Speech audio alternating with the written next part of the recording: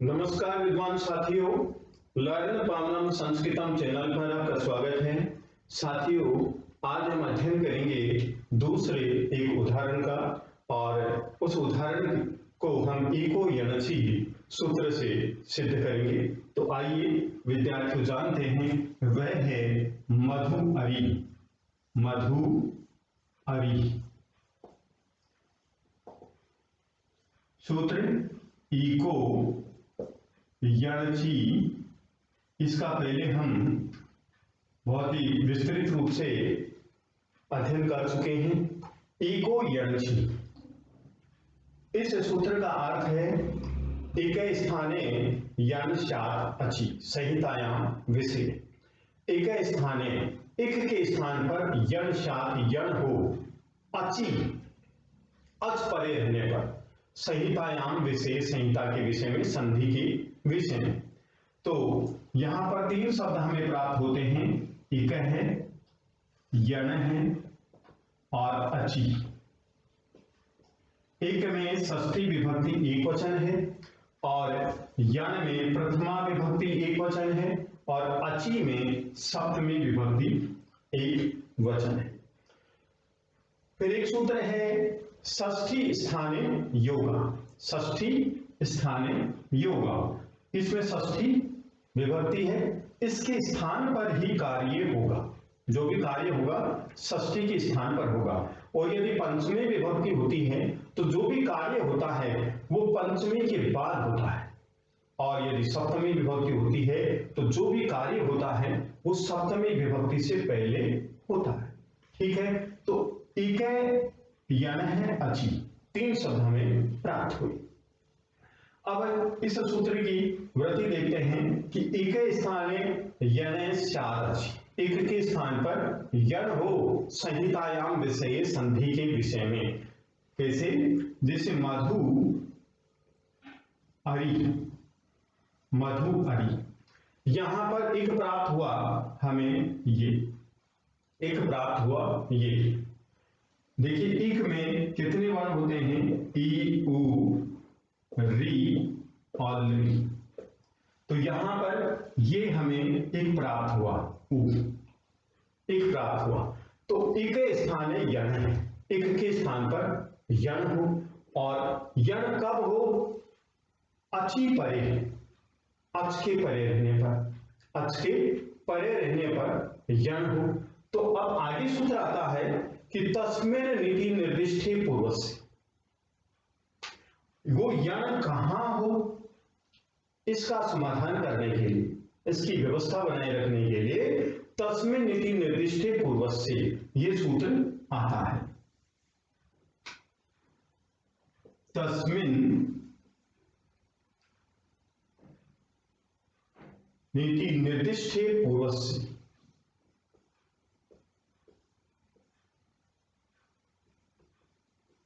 निर्दिष्टे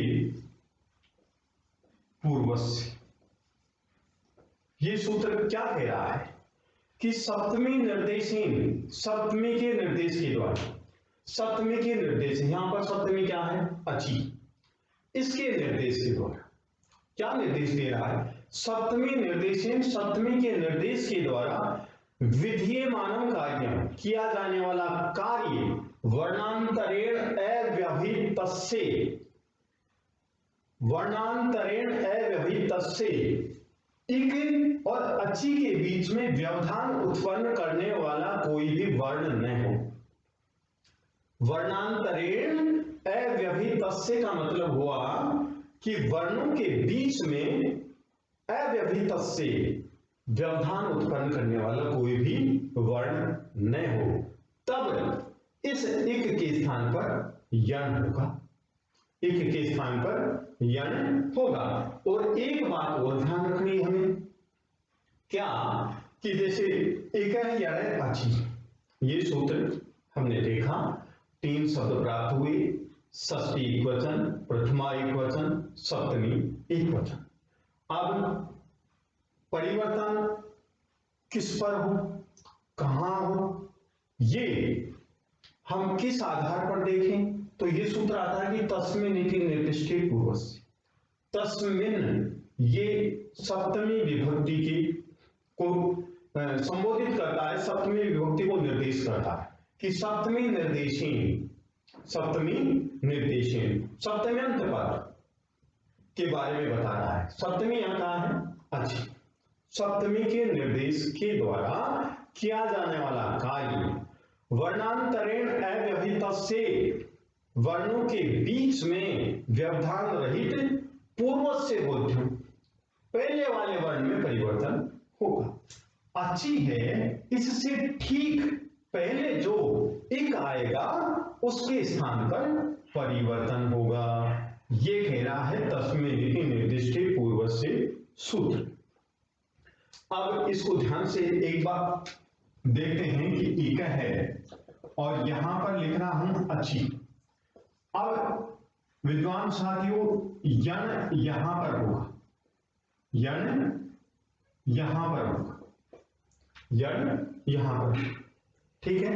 कैसे भाई? एक के ठीक बाद में अच्छी हो, एक और अच्छी के बीच में, अभी वृत्ति में देखा हमने वर्णांतरेण अव्यवहितस्य, वर्णों के बीच में व्यवधान नहीं हो, कोई भी वर्ण नहीं, तब यहां पर एक के स्थान पर यण होगा, तभी एक के स्थान पर यण होगा, ठीक है।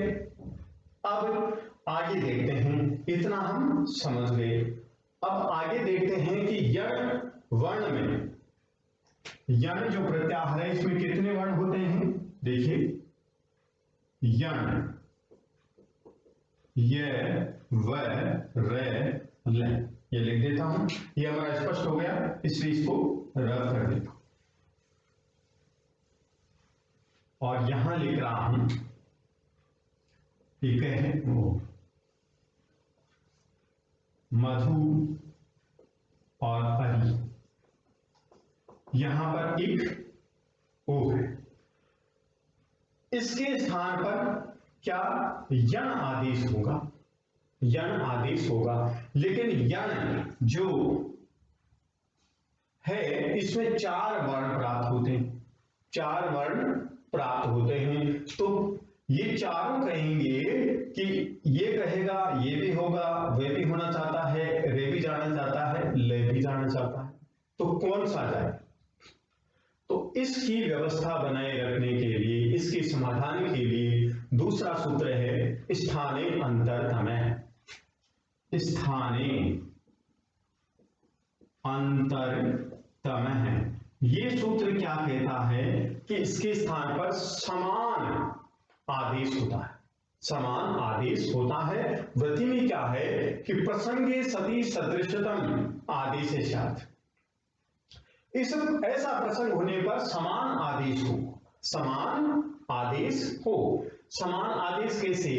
देखिए, ये वर्ण का उच्चारण स्थान क्या है, रे का क्या है, ले का क्या है, वे का उच्चारण स्थान क्या है?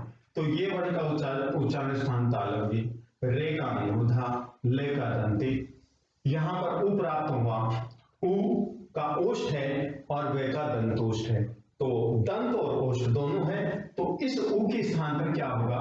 वे आदेश होगा, वे आदेश होगा। तो हमारी संधि क्या बनी? म ध व और अ, ये संधि बनी, ये रूप बना। अब आगे देखते हैं, दूसरा सूत्र आता है विकल्प के रूप में अनचि। अनचि, अनचि सूत्र क्या कहता है? अनचि,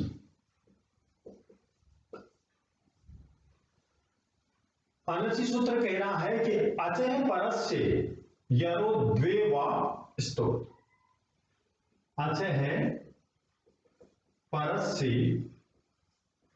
यरो द्वे वा स्तोत्र, वे वा स्तोत्र, नत्वचि, नत्वचि कहने का मतलब, इसका संधि विच्छेद करता हूं, नए तू अच्छी, नए तू अच्छी, क्या कह रहे हैं कि अच के परे यर द्वित्व हो।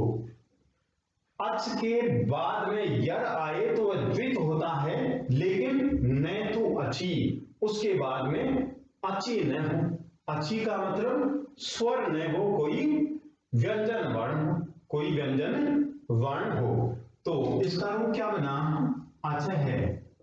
अच के बाद में यर वर्ण हो, यर वर्ण हो, और इसके बाद में अच न हो, न तू अच। ये अच न हो अर्थात हल हो, हल हो, व्यंजन हो, तब ये यर है, ये यर द्वित्व हो जाएगा, यर द्वित्व हो जाएगा। फिर यर वर्ण द्वित्व हो जाएगा। अब यर वर्ण में कितने वर्ण आते हैं, तो यर वर्ण इसमें कौन सा है, ध। यर वर्ण में वर्ग का पहला, दूसरा, तीसरा, चौथा अक्षर य व र ल श इतने वर्ण आते हैं। तो यहां पर यर वर्ण कौन सा है विद्वान साथियों, है। और हमारा सूत्र क्या कहता है, अच के बाद में यर हो तो द्वित्व हो जाता है। कब हो जाता है, ठीक यर के बाद में अच न हो, न तो अची, अच न हो, तब द्वित्व होगा। तो यहां पर अच देखिए, अच है, अच के बाद यहां पर मैं में ए है, तो अच है, इस अच के बाद में क्या है, ध। ठीक है, ये यर वर्ण आ गया, और इसके बाद में व व्यंजन वर्ण आ गया, और व्यंजन वर्ण के बाद में क्या है, अच, अच है। तो हमारा सूत्र क्या कह रहा है कि अच के बाद अर्थात स्वर के बाद में यर हो, यर हो, लेकिन इस यर के बाद में स्वर न हो, स्वर न हो, तभी यर द्वित्व होगा, तभी यर द्वित्व होगा। यहां पर देखिए मैं में ए स्वर है, ठीक है, तो ये अच है, और ये दो वर्ण प्राप्त हुए हमें यर, ठीक है, लेकिन इसके बाद में तो अच है, लेकिन इसके बाद में व के बाद में अच है, ए है, तो यहां लिखा हुआ कि न तू अच्छी, अच नहीं होना चाहिए यर के बाद में।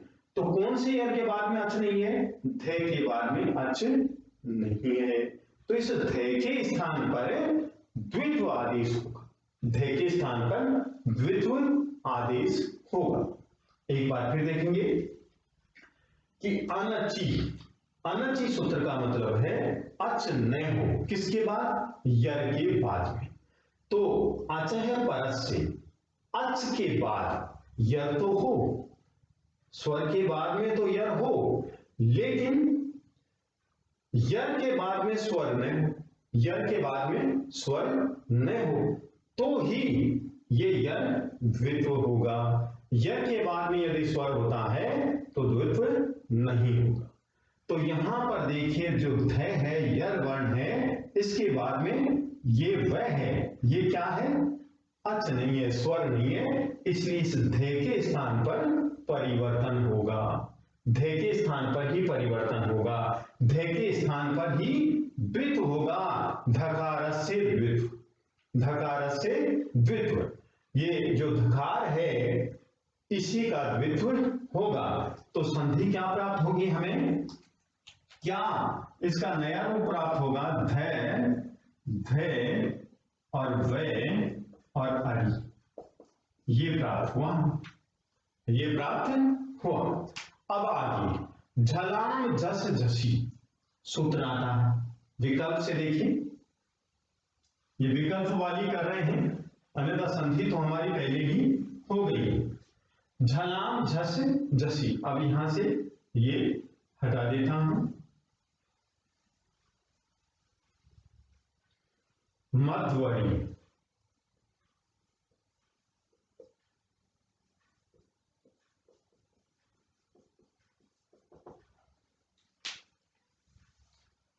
नेक्स्ट सूत्र है झलाम झस झसी,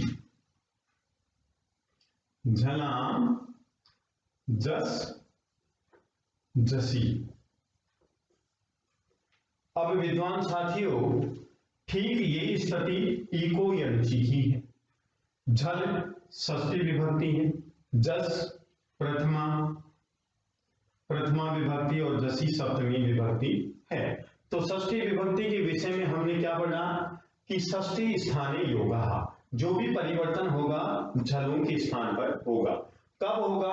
झल के ठीक बाद में जस, झल के ठीक बाद में जस हो तो क्या हो जाएगा? झल के स्थान पर जस आदेश होगा। ठीक कैसे?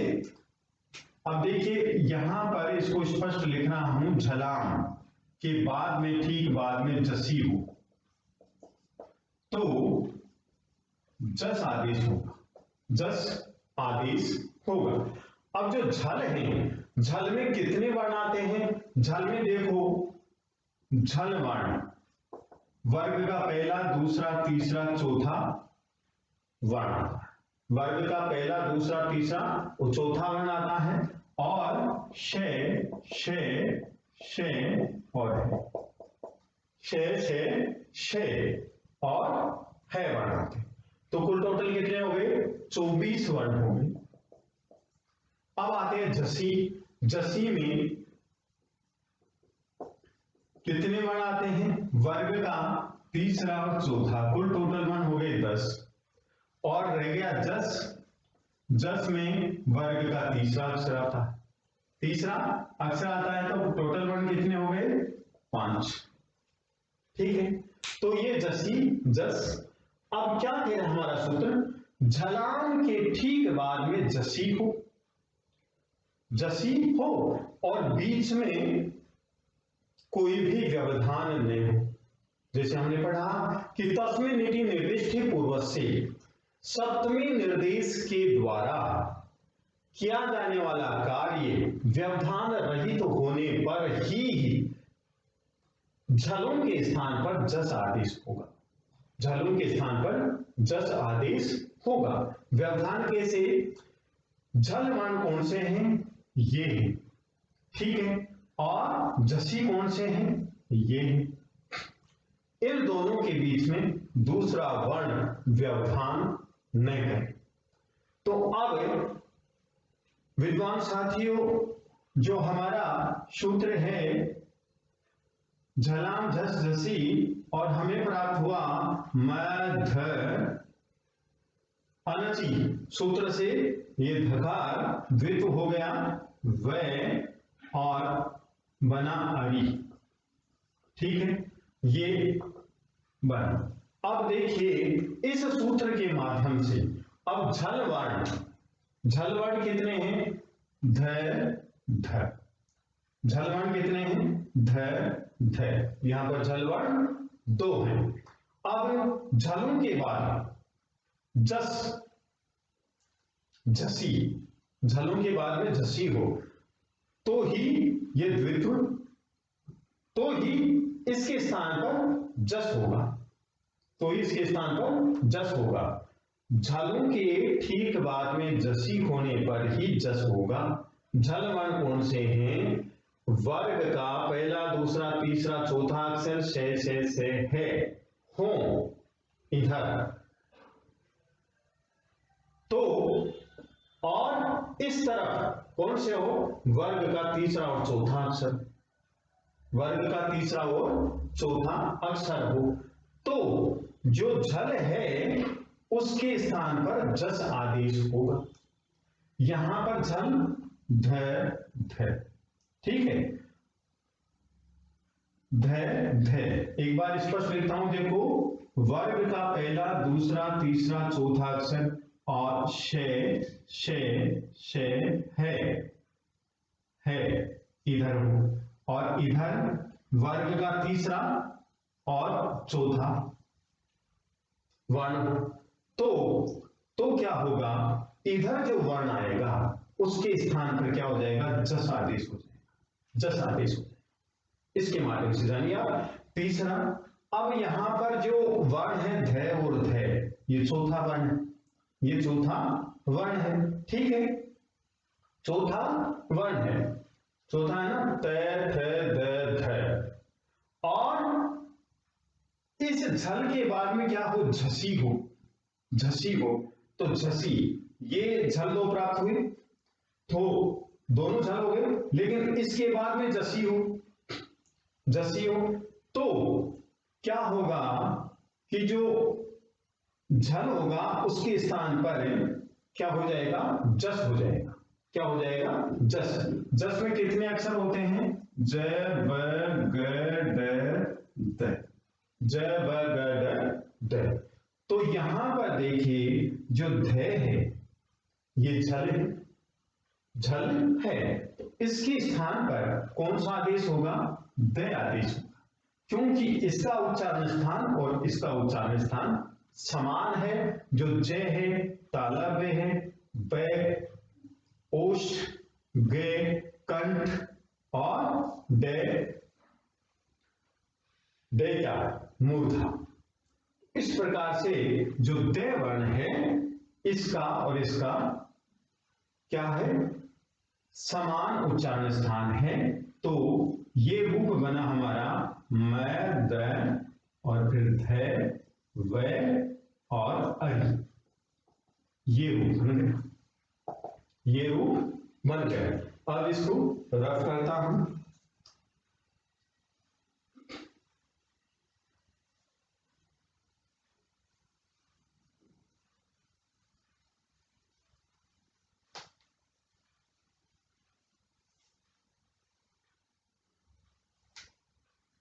यहां पर लिख देता हूं म ध व और अरि, ये हमारा रूप बना। अब देखिए नेक्स्ट सूत्र क्या कह रहा है, नेक्स्ट सूत्र कह रहा है संयोगांत से लोप है, तो अंतिम जो संयोग होता है उसका लोप हो जाता है, तो फिर सबका लोप हो गया, तो फिर बचा ही क्या, कुछ नहीं बचा। तो क्या कह रहा है कि संयोगांत से लोप है, संयोगांत से लोप है,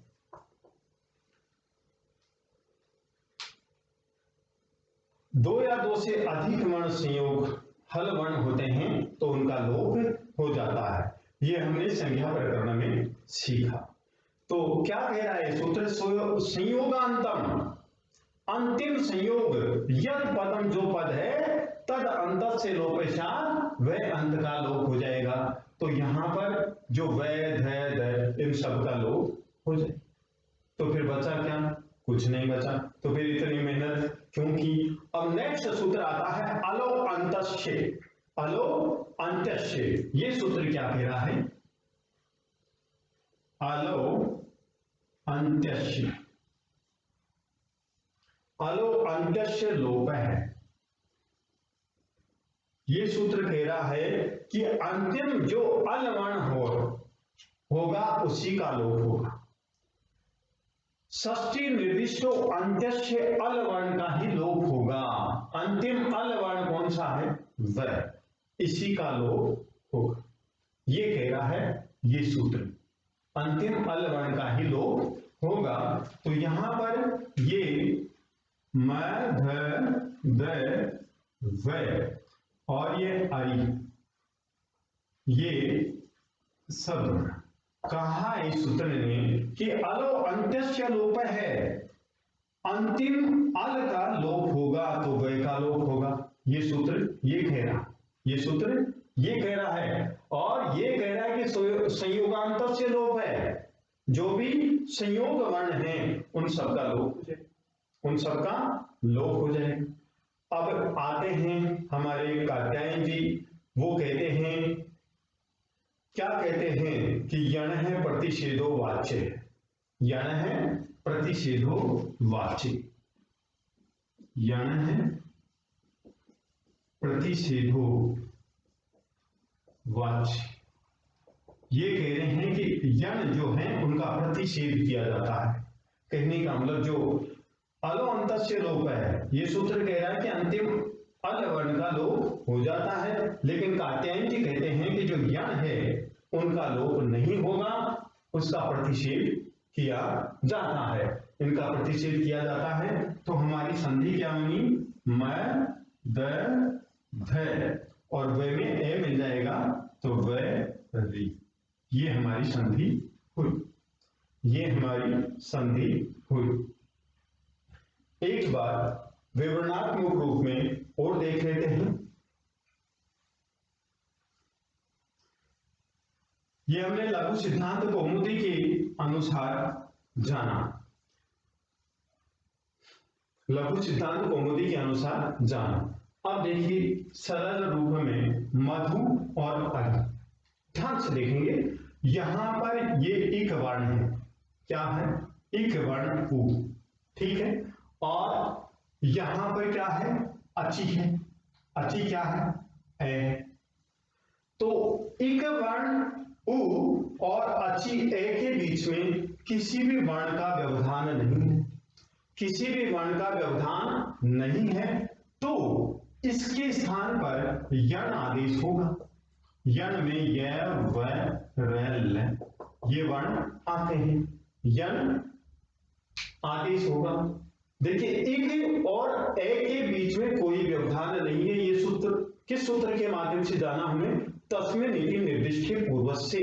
ये सूत्र क्या कहता है कि जो यहां पर जो स्वर है, अच है, अच को क्या कहेंगे? स्वर। इस स्वर के बीच में, इस स्वर और इधर इक के बीच में कोई भी दूसरा वर्ण नहीं हो तो ही इक के स्थान पर यण होगा। अब हमारे सामने एक समस्या है कि फिर कौन सा वर्ण होगा? यहां पर तो यण वर्ण 4 है। इसका समाधान करने के लिए दूसरा सूत्र आता है कि स्थानीय अंतरतम है। स्थानीय अंतरतम का मतलब समान आदेश होगा, समान आदेश। उ का उच्चारण स्थान कौन सा है और वही उच्चारण स्थान इसमें कौन से वर्ण का है, वह आदेश हो जाएगा। तो यहां पर उ का उच्चारण स्थान ओष्ठ है, यहां पर ये का भी ओष्ठ नहीं है और रे का भी नहीं है, तो ले का भी नहीं है, वे का है दंतोष्ठ। तो यहां पर उ के स्थान पर किसका आदेश होगा? वे का आदेश होगा, वे आदेश होगा। तो हमारा ये क्या बना? मध, वे और अरि, मध्वरी, ये हमारी संधि होगी। अब आगे दूसरा सूत्र कहता है क्या? अनची।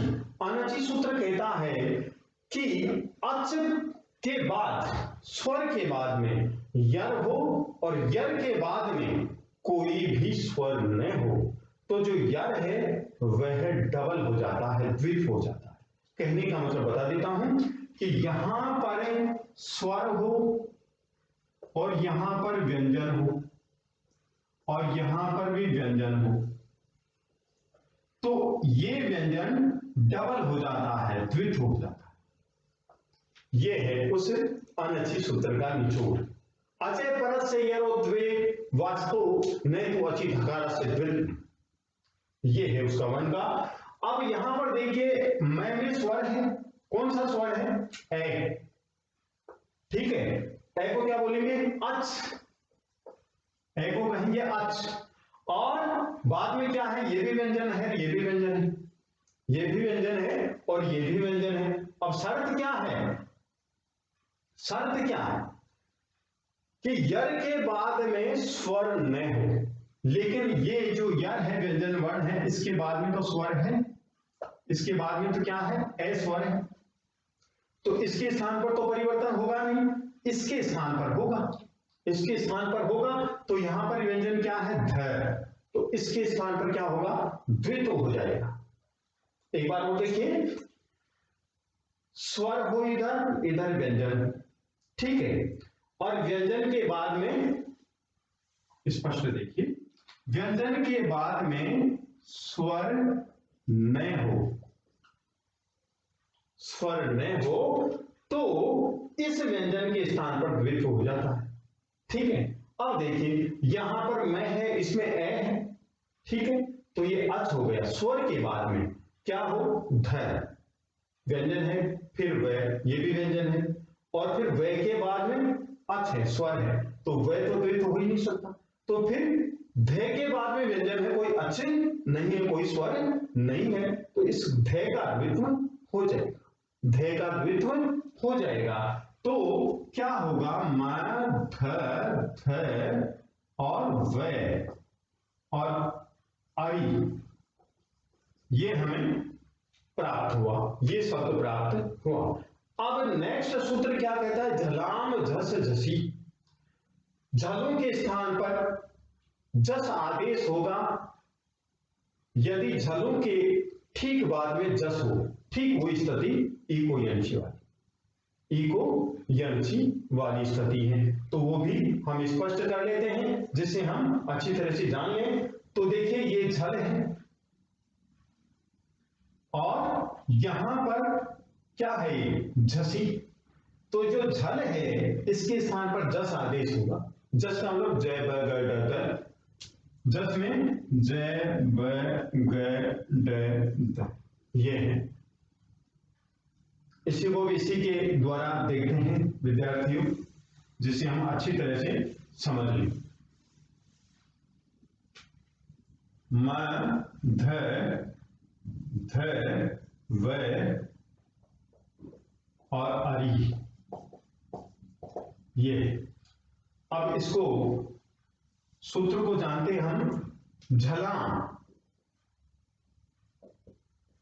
जस और झसी, ये सूत्र है। इसका मतलब क्या हुआ, इसका मतलब यह हुआ कि झलाम के बाद में झसी हो तो जस आदेश होता है। जस में ज ब ग ड द, ये 5 वर्ण होते हैं और इसमें वर्ग का तीसरा और चौथा वर्ण होता है। तीसरा और चौथा, जैसे ग ध, ज झ, ड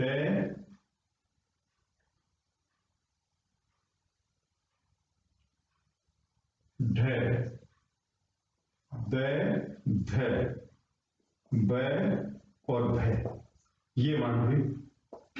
इसमें कितने वर्ण हो गए, 10 वर्ण हो गए। और हो गए अब झल। झल कितने हैं, वर्ग का पहला दूसरा तीसरा चौथा अक्षर, ये हो गए झल। वर्ग का पहला दूसरा तीसरा चौथा अक्षर और से और है, ये हो गए झल। हमारा सूत्र क्या कह रहा है कि झलों के बाद में झसी को, कहने का मतलब इनके किसी भी वर्ण के बाद में इनमें से कोई भी वर्ण हो तो इसके स्थान पर जस आदेश हो, इसके स्थान पर जस आदेश होगा। तो हमारा देखिए म ध ब अरि, ये शब्द प्राप्त हुए हमें। तो यहां पर देखिए चौथा अक्षर है, ठीक है, चौथा अक्षर है और इधर क्या है, ध, झसी है। क्या है, झसी। देखो झल ये है और झल के ठीक बाद में क्या हो, झसी हो, झसी आ गया। झसी में देख लीजिए यहां पर चौथा वर्ण है, हैं? इसके बाद में क्या होना चाहिए, झसी होना चाहिए। चौथा वर्ण कहां है, ध, चौथा वर्ण है। तो हम क्या करेंगे, इसके स्थान पर जस कर देंगे, इसके स्थान पर जस कर देंगे। ध है जो दंते है, त थ द ध न, तो दंते है तो इस ध का उच्चारण स्थान क्या है, दंते। इसमें जस में भी उच्चारण स्थान दंते वाला कौन सा वर्ण है, द है। तो इस ध के स्थान पर ये द हो जाएगा, ध के स्थान पर द हो जाएगा। तो क्या रूप बना, म द ध व और अरि, ये रूप बना। ठीक है। अब नेक्स्ट सूत्र आता है कि संयोगांतस्य लोप है। उस सूत्र से वह सूत्र कहता है कि अंतिम जो संयोग वर्ण है, हल वर्ण है, उनका लोप हो जाता है, उनका लोप हो जाता है। तो फिर क्या बचा, कुछ नहीं बचा। तो इतनी मेहनत क्यों की हमने। तो फिर नेक्स्ट सूत्र आता है कि अलो अंत्यस्य